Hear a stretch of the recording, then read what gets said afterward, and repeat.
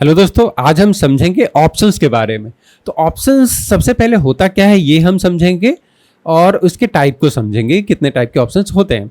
तो ऑप्शंस हमें क्या देते हैं, क्या होता है, तो ये हमें राइट देता है। किसी भी ऑप्शन को हम बाई या सेल करते हैं तो हम सिर्फ और सिर्फ राइट बाई करते हैं उस अंडरलाइंग एसेट का, जिस भी अंडरलाइंग एसेट पे हम काम कर रहे होते हैं। तो अंडरलाइंग एसेट क्या हो सकता है, कोई भी स्टॉक हो सकता है। तो हम इस स्टॉक को बाई नहीं करते हैं बल्कि उस स्टॉक के राइट को बाई करते हैं। इंडेक्स के ऊपर काम करते हैं तो हम उस इंडेक्स के राइट को बाई करते हैं, उस इंडेक्स को एक्चुअली में बाई नहीं कर रहे होते हैं।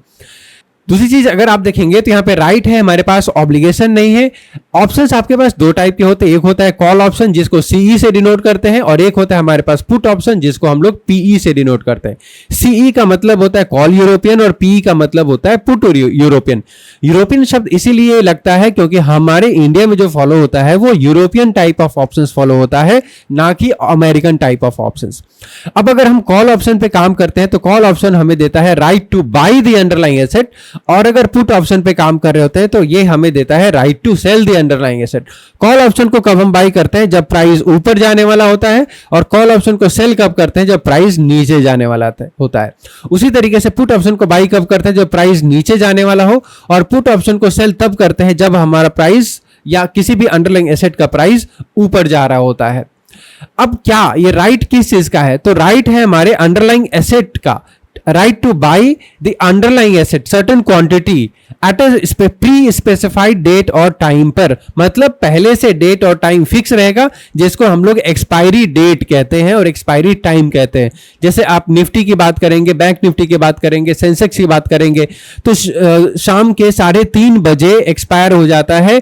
निफ्टी जो एक्सपायर होता है हर थर्सडे को एक्सपायरी होती है, और सेंसेक्स की जो एक्सपायरी होती है वो हर ट्यूसडे की होती है, मंगलवार को होता है 3:30 बजे।